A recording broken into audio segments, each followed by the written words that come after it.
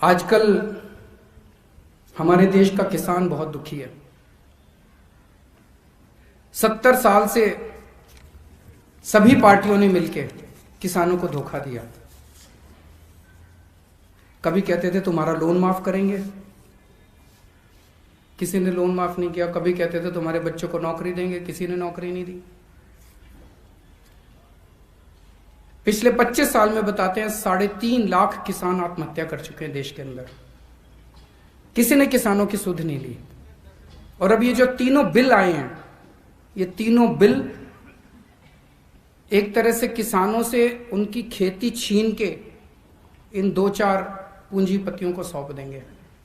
तो अब किसान के लिए अस्तित्व का सवाल हो गया कि अब अगर सड़क पे नहीं उतरेगा तो किसान ही नहीं बचेगी, और अगर किसान ही नहीं बचेगी तो बेचारा किसान जाएगा कहाँ? वो अपने परिवार को कैसे पालेगा? मैं कई बार सोचता हूं कि इतनी ठंड के अंदर किसान कैसे बैठे हैं। वो इसीलिए बैठे हैं क्योंकि अगर नहीं बैठेंगे तो फिर कुछ बचेगा ही नहीं उनका।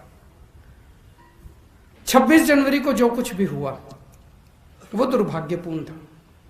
जो हिंसा हुई वो दुर्भाग्यपूर्ण थी। जो भी उसके लिए जिम्मेदार हैं, और जो जिम्मेदार हैं वो जिस तरह से फर्जी केस पे केस लगा रहे हैं वो नहीं, जो भी उसके लिए असल में जिम्मेदार हैं, जो भी पार्टी उसके लिए असल में जिम्मेदार है, उसको सख्त से सख्त सजा मिलनी चाहिए। लेकिन उस दिन हिंसा हुई, इस वजह से किसानों के मुद्दे नहीं खत्म हो गए।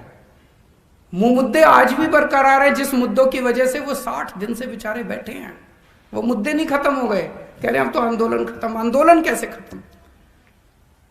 वो किसानों की जो दुखती समस्या है वो तो आज भी है।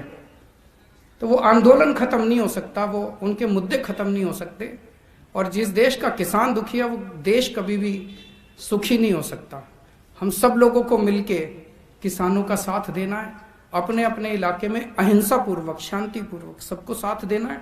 और जब भी किसानों का साथ देने जाओ, अपना झंडा, डंडा, टोपी घर छोड़ के जाना।